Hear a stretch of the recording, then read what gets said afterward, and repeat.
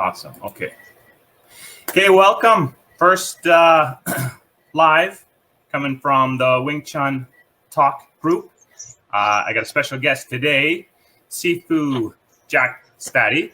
We're going to have a little discussion on Wing Chun, Wing Chun, however we spell it, however we pronounce it.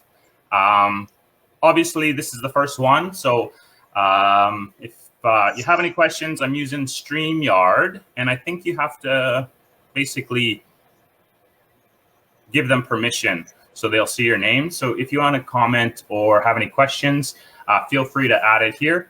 Not sure what we'll have time for today. I already got a few kind of questions I want to chat about, but feel free to comment, drop us, thumbs up if you like what you're hearing.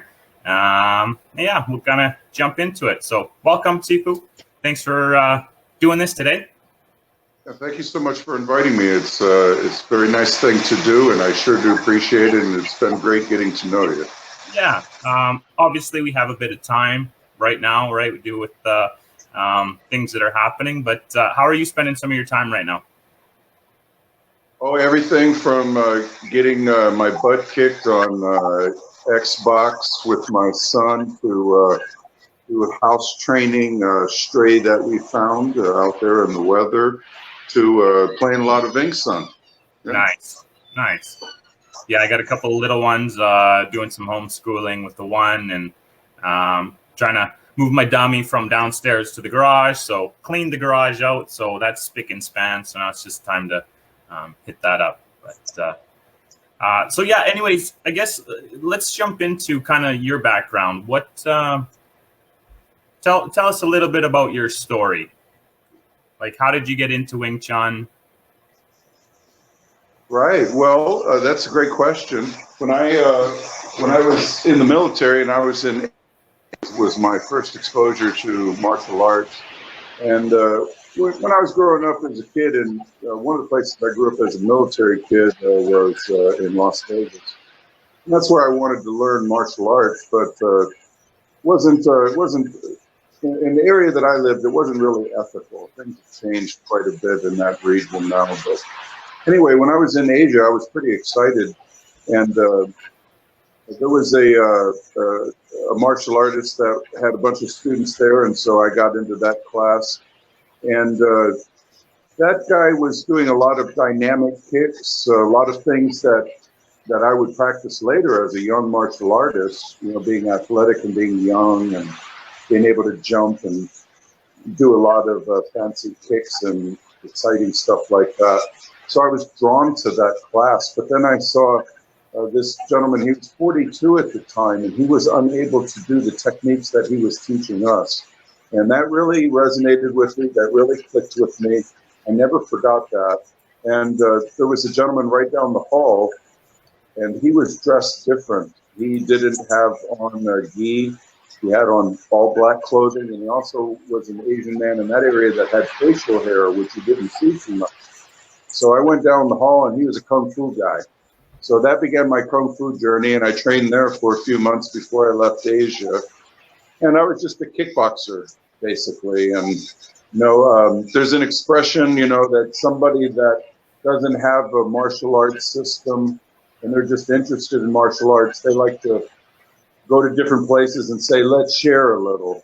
And that's not good etiquette, that's not good etiquette at all. That's like going to a restaurant where a bunch of people have paid for all of their meal and they've waited for it to be prepared and cooked, and then you walk in and sit down and say, let me eat a little from your plate, okay, thanks everybody, and then I leave, and hey, you guys pay for it, I didn't know that my manners were so bad. You would have thought that I would have known better, but I didn't.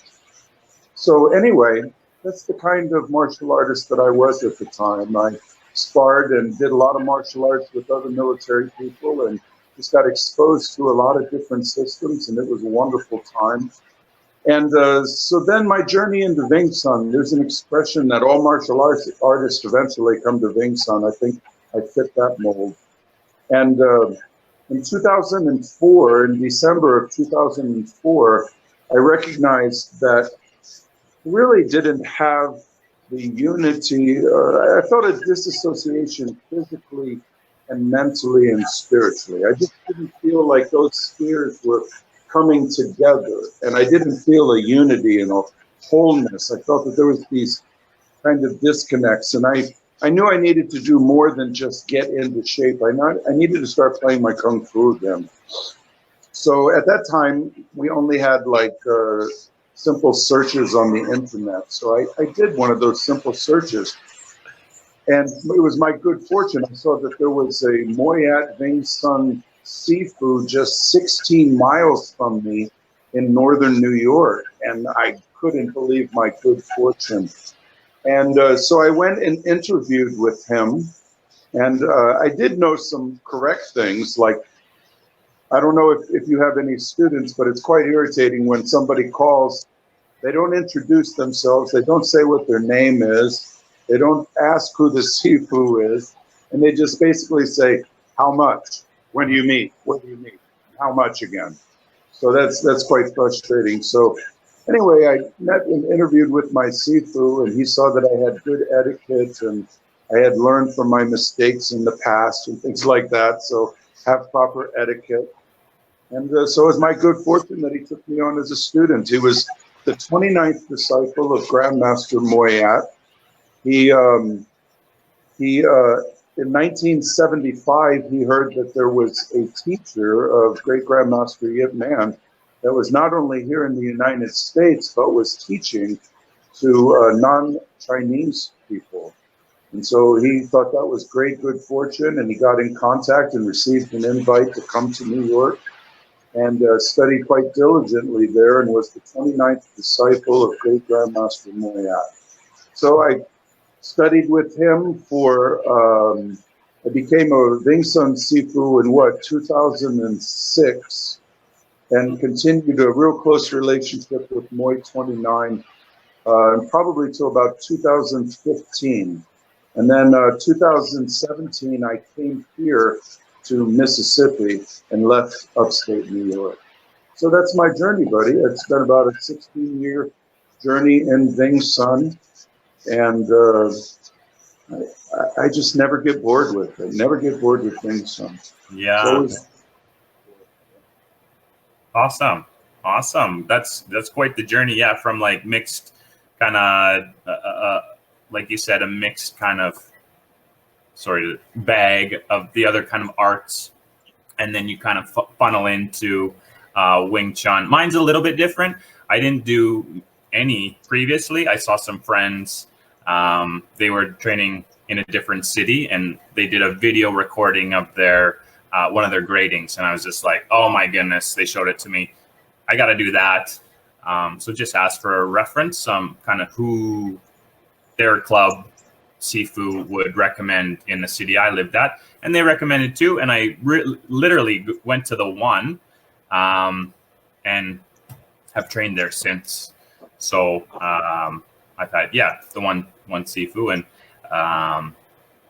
kind of enjoy it, learn lots, still learning. It seems like little lights come on when you're, training with partners or self-training, right? So, and as of right now, it's a little, it's just kind of getting motivated to train on your own. So I like the structure of having classes and going to classes. And right now I'm a student still, so still learning. That's kind of what.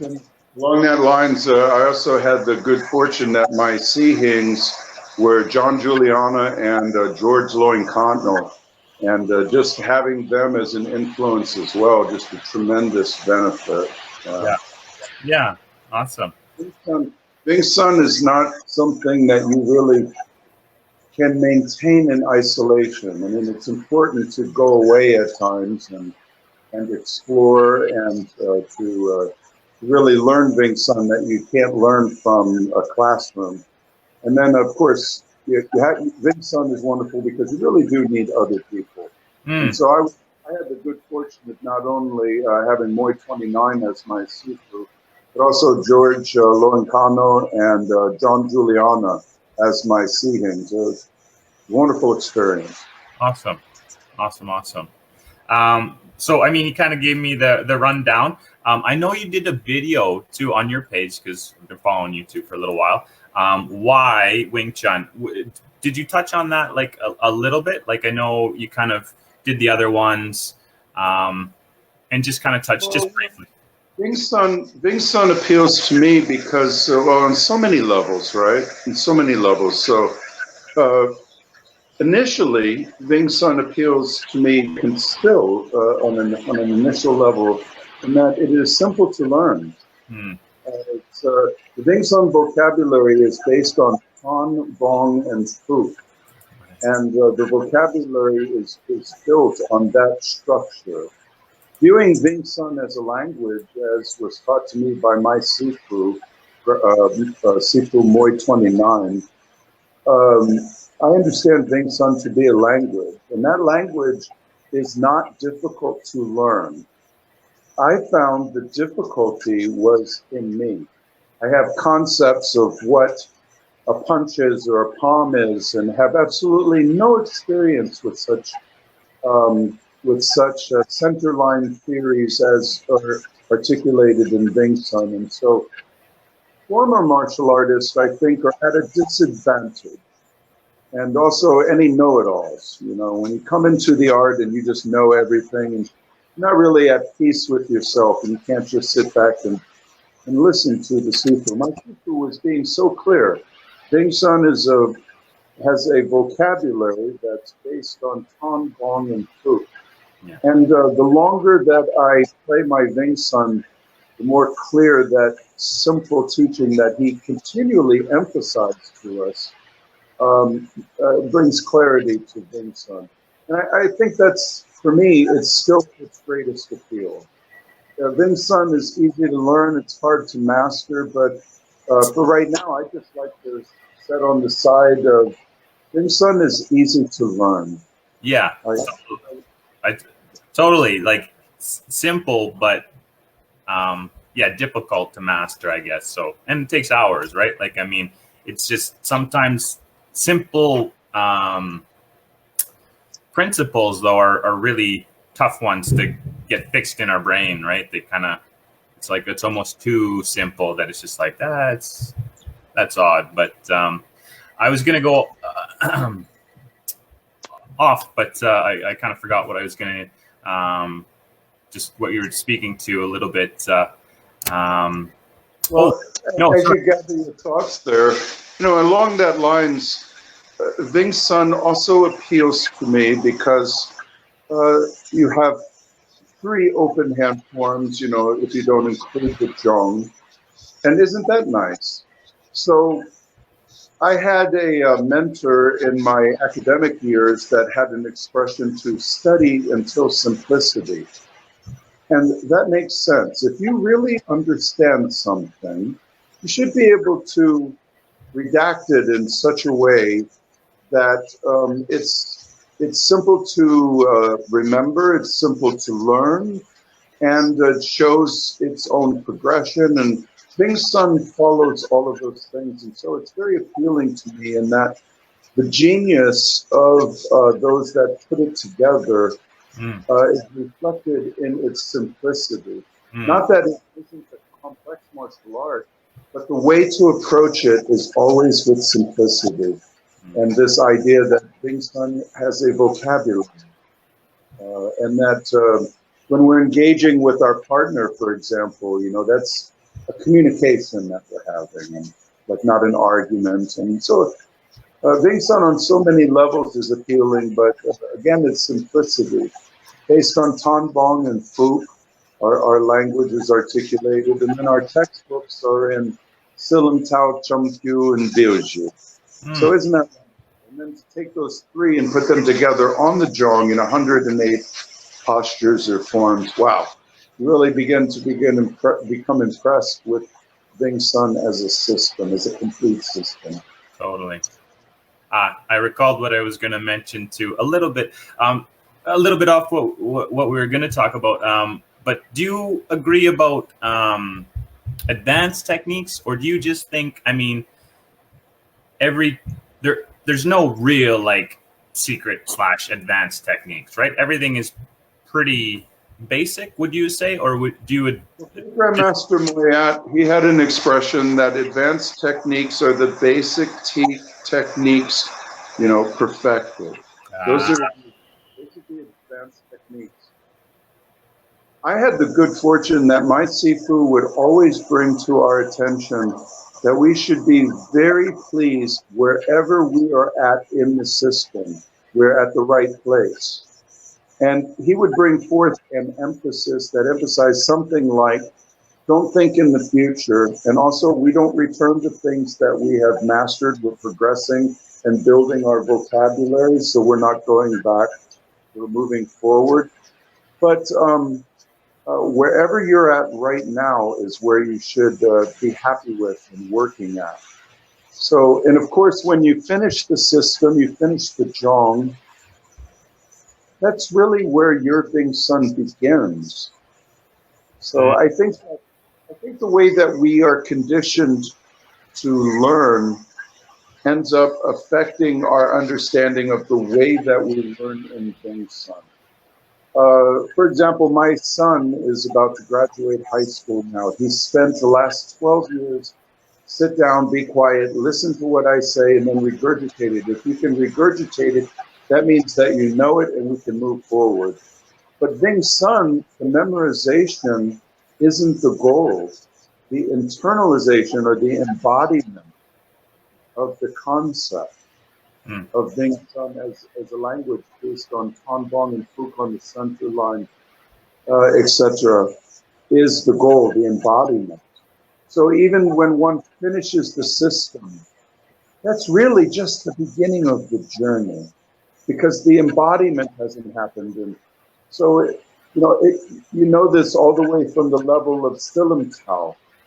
Sil Lim Tao at first is just trying to memorize the sequence, and your Sifu is always telling you this is about proper hand positions and proper posture and how the elbow plays into these different three hands. And it's constantly saying that, and as new students, we kind of nod to the Sifu, and then we get back to the memorization, because that's the learning. Yeah. And that's what we're doing. So we got to let go of that kind of stuff. So our even in our Sil Lim Tao, we see that once we memorize it, then we can really begin exploring Sil Lim Tao. And then Sil Lim Tao becomes different, for example, after Biu Jee, because now you have Biu Jee energy in your hands. You've learned to relax and breathe properly. The punches don't look the same. And so your energy changes as your Kung Fu progresses in Wing Chun as well. So, and that's just the first form. It's just the first form. The dynamic element of Wing Chun in its simplicity. But there's always more to explore. For sure. And just kind of to add a little question on top of that, like, I mean, are your learning, is it linear as in like the Sil Lim Tao, the Chum Kiu, the Biu Jee, and then the dummy, or and then basically after that you've completed the forms and you can. I think one of the many blessings that Grandmaster Moy Yat gave to us in the martial arts world and in Wing Chun, and also in his Moy Yat disciples, and those of us that learn from his direct disciples. What is so wonderful is this brilliant curriculum that I don't have a lot of experience with other Wing Chun fellows, but I haven't seen that curriculum in other places. Grandmaster Moy Yat seemed to make it even more clear and very easy for a practitioner and a pupil, I should say. Let me put it this way. Grandmaster Moy Yat seemed to be able to know what drills to put with what parts of each form. So not only are you progressing in your form, you're progressing on your drills. And there's a lot of teaching that happens in each section. So Sil Lim Tao begins in the first section for, I guess, about the first 3 months. It depends on the student, though, right? Yeah. Roughly speaking, the first 3 months, they are learning Sil Lim Tao, the first section. And in that first section, they're learning also the drills of Pak Sao and Pak Da. So they're learning the 3 Paks, the 3 punches, and then Pak Da. And then the second section is taught of Sil Lim Tao. And in that section, they get the Lap Da drill. So some other families have a different curriculum where they're teaching the same components. But what I think is so wonderful, what is so brilliant about Grandmaster Moy Yat's curriculum is he just makes it easy to learn Wing Chun. He makes it easy for us to learn the basic Wing Chun vocabulary of Tan Bong and Phuc, like A, B's, and C's, that he then clearly puts into words and the phrases, and then allows us to not only have a conversation with those things, but then to be able to have an improvised conversation. Nice. Yeah. So I've lost. How do we teach students? So we teach them different drills in different forms. We teach them different, and in each form, we teach them different drills, whether they be in the first section, second section, or third section. So Sil Lim Tao has a first section, second section, and third section. Likewise, Chum Kiu, likewise Biu Jee. After Biu Jee, when the Hun is learned, Grandmaster Moy Yat taught that the Hun was given, if memory serves me right from what my Sifu taught me, then that they're prepared to begin learning the Zhong. So that's important to be able to have the Hun sequence in Chum Kiu down. So different drills are given and then incorporated at different forms. Sure. Yeah. So the dummies inserted Chum Kiu timeline-ish or something? Is that kind of what you were saying with your with Moy Yat? The way that I learned how we moved through the system came through Grandmaster Moy 29, my Sifu. And my Sifu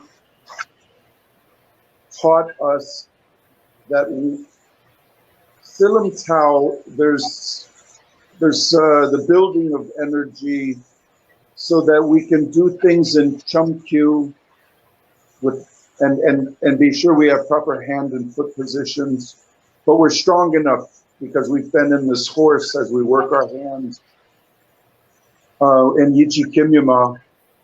And then after Chum Kiu, then you learn Biu Jee, which is emergency techniques. Mm-hmm. So what happens when you need to escape? Something broke down. I mean, Class A Kung Fu is the 3 punches, right?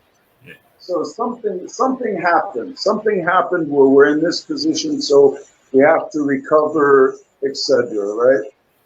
So Biu Jee was taught to me as emergency techniques and the idea of standard compass. So you learn Sil Lim Tao to, among other things, but in the beginning to strengthen the body. Chum Kiu allows us to do the movement we need, and now we're strong enough to do that. We have good posture, so we can build on what we learned in Sil Lim Tao. And then in Chum Kiu, we learn what happens when this system breaks down. What happens when the concepts of the principles of our hands, they were here, and then somehow we find that we've got our hands trapped. And so that is a progression. And then the Mukdong Zhong is taught as, okay, we're going to put the 3 forms together on one form. Gotcha. So that's my understanding of the system. Gotcha. So in our school, new students didn't even go into the area where the Zhong was. And when Sifu Moy 29 when he taught the Zhong to a student, when they went from Chum Kiu, from Biu Jee, they finished, and then the next time they come to class, okay, let's go inside and learn the Zhong. That was done privately and with maybe a si hang. Right. And the other students would be practicing whatever they were practicing that day. Mm. So Sifu did this because he wanted to help people. He would say this all the time, especially when people would begin looking over at the Zhong, and let's say they're in whatever form, it doesn't matter. He would say, you don't want to be enamored with the Zhong. People become enamored with the Zhong, and he also would say the same thing. People become enamored with Chi Sao. And so he would say, when you should be happy where you're at today, in your growth today, whatever you're working on today, so that when you do go in there, the Zhong, you can just do like we did to you today, where it's easy to teach you today because we built on last week. And so it was more progressive in the school. You'd progress from one open hand form, and when you finish Biu Jee, you'd go to the Zhong. Right. Gotcha. Yeah. Interesting. Huh. So what made you, like, you trained, how does it work, I guess, in your system, your school?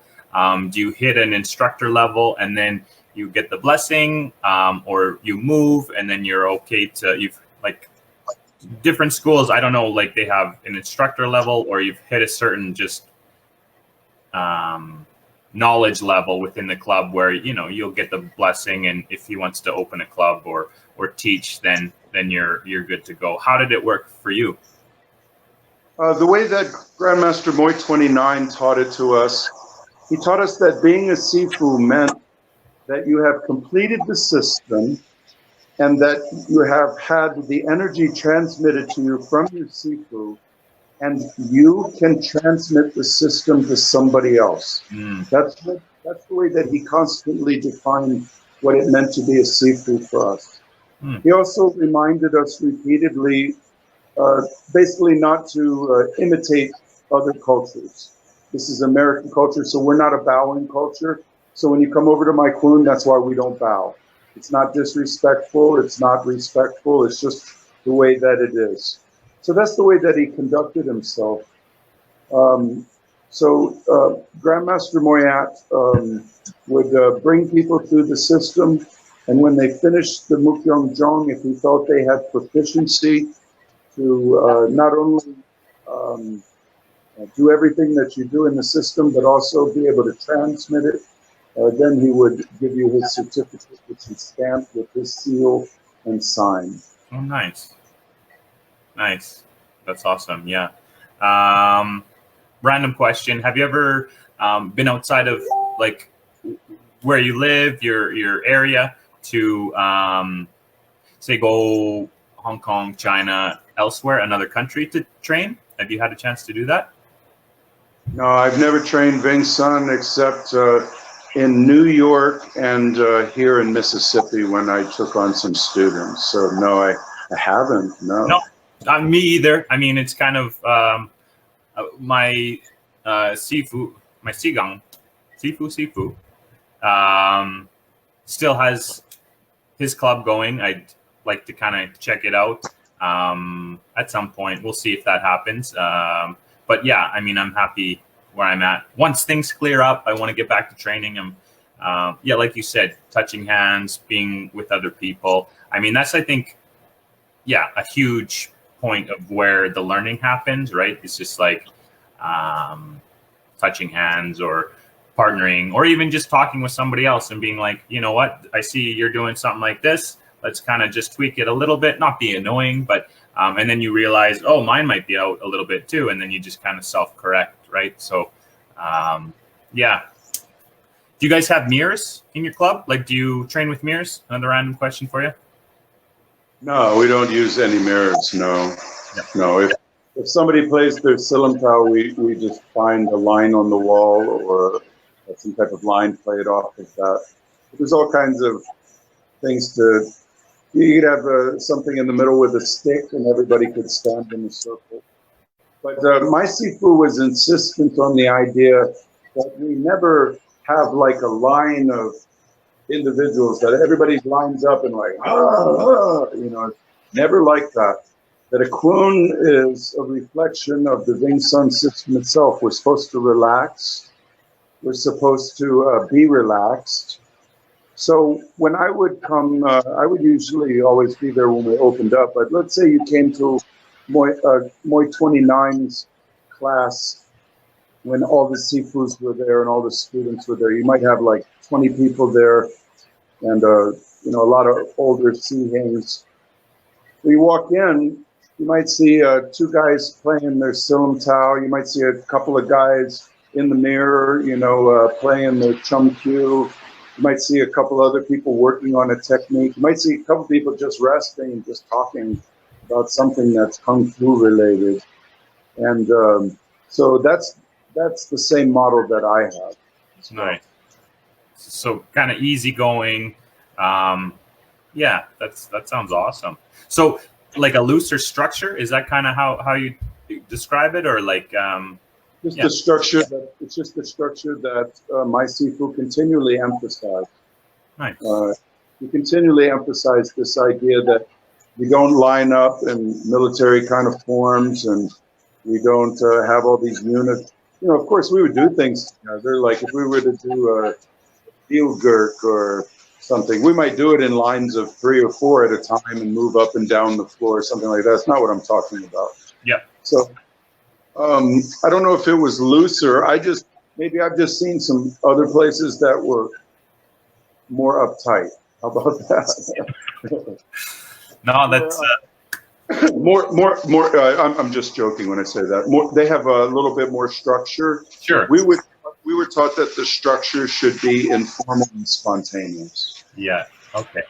I know. Yeah. I mean, there is structure in our club, and it's kind of like it's systemed, just like Wing Chun, I guess. Do some warm up, do some drills, kind of maybe some form. Not always structured like that, but yeah, just there's a certain time where class is, so it's like we kind of hit these things, get them accomplished, and there's our class for the day, and that's just kind of how it's been run on our side. So yeah, I like it. I like kind of having structure. Clearly, with what's going on now, I know I'm a structure scheduling. Otherwise, the day just runs away. Sure. Yeah. Kind of getting back to some of this stuff here. How are you? What can you recommend, say, for me or for anybody that's watching here in the Wing Chun Talk group here, for like self-training at home? You got some recommendations? I'm not exaggerating. I know that Sil Lim Tao, more Sil Lim Tao, and I know that sounds trite or kind of sounds like a platitude or something like that, but that's the answer, man. That's my answer. Yeah. There's so much to explore in Sil Lim Tao.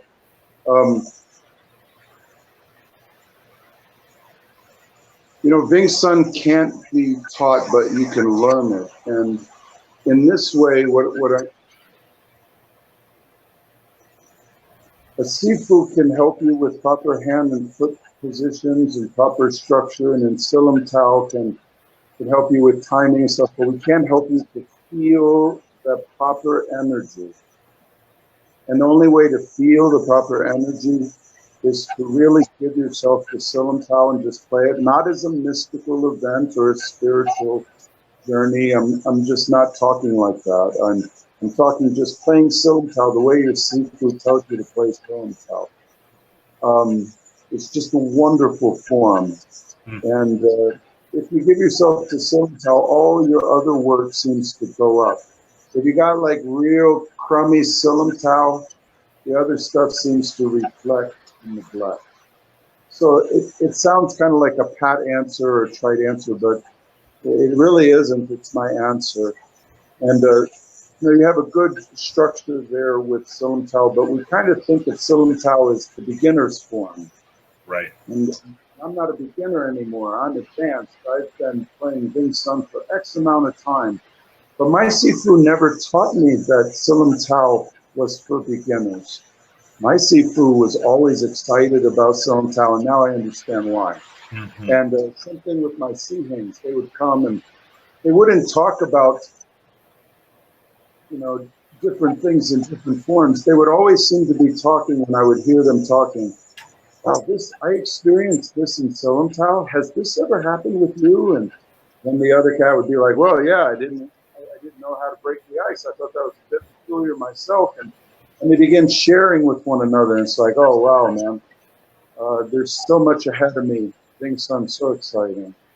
Mm-hmm. Yeah, I think maybe I'll speak to myself. Maybe it's not other people, but yeah, there's a tendency for maybe myself, maybe others. It's just like, okay, what's next? Okay, what's next? And this like carrot, you're just like, I want to learn the next one. And you forget about the stuff at the beginning, which maybe you're right. Like it should be throughout, right? Like, well, Shawn, like that. Like when we're chisowing, mm-hmm. we have effective chisow when we don't think in the future, right? When we just deal. You ever chisow and you think, I want to practice this technique, and you can't get the technique off, but you keep thinking in the future instead of dealing with the questions and answers conversation that you're having right now, right? Of course, yes. And so there it is again, how if we just appreciate the moment, and if we're in the moment that we are developing in Wing Chun, then we always blossom and flourish.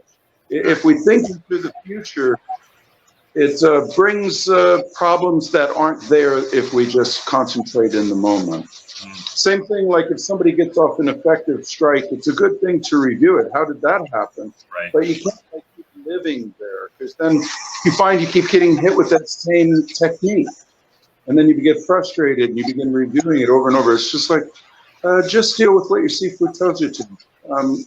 Feel your sensitivity on the center line and deal with any questions and answers accordingly with the right answers to the right questions instead of throwing off a technique. If one is gonna throw off a technique, then you have to feed your partner the wrong energy so that they do their answer correctly so that you can do your technique. Mm. So all those things that our Sifus tell us, I think that they're hard-learned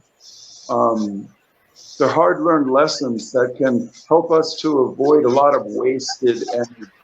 Wing Chun is all about economy of motion, economy of energy, and that not only comes in the forms and the fighting and the practicing, but also in the teaching. It's simple to learn, and also in the learning. We have to be in the right kind of mind frame to learn. If we're always in the future, we're just always going to get hit. Always going to get hit. Yeah, So, no doubt, right? That's the truth. Yeah. So some self-training we were talking about there. You figure spending more time on the Sil Lim Tao, which is awesome. I'm kind of going back to the basics. I mean, like I said, just kind of going in the garage and doing some warm-ups and punching and some blocks, or Bon Sao, Ton Sao, Pak Sao in the air with stepping, right? So simple stuff, which is, I think, the building blocks of Wing Chun, just the simple stuff, right? So after, when things clear with what's going on, the COVID, which is happening now. So if people are watching us down the road, that's kind of what's going on right now. What's going to be different for you? What do you hope to be back to normal? What's your normal training, and how does that look for you? Well, it's difficult to forecast, isn't it? This idea when things get back to normal. So I teach here with individuals that some of them are graduate students. So when the university, when the time there is done, when they graduate this fall, some of our students will be leaving. Others, will just not be around because it's the summertime. So this summer, if we're still here, because I have a job offer in another state. COVID ruined that. I was supposed to fly up and be interviewed for it, and yeah, the 28th of last month came and went, and so you just got to be at peace with that. Sure. So if we end up staying here because they don't want us moving around, etc., then we'll just be doing a lot more advertising and interviewing. When I interview students, it doesn't mean that I take the student. Okay. I've turned away more students than we've accepted, and of course those students that made New Year's resolutions and stuff like that, 9 out of 10 that are interested, usually don't return that kind of thing. Right. Yeah, so we always want to keep offering Wing Chun to people of good moral character or potential good moral character, and those that can bring it forward. I think that healthy Wing Chun is a Wing Chun that reproduces beyond itself.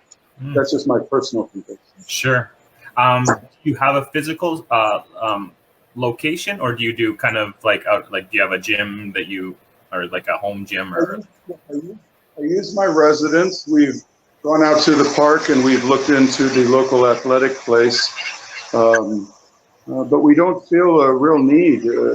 My Sifu always reminded me of how cramped it was for great grandmaster Yip Man in Hong Kong, and how Wing Chun was able to flourish in cramped conditions, and even how the Mukyoung Jong, you can have so much kung fu in such a small space. We've experienced the same thing, to be true. Awesome. So if there's a need to expand beyond where we have now, we'll do that. But I'm not that eager to hang a shingle. Once you hang a shingle, everything changes. Mm-hmm. So. Mm-hmm.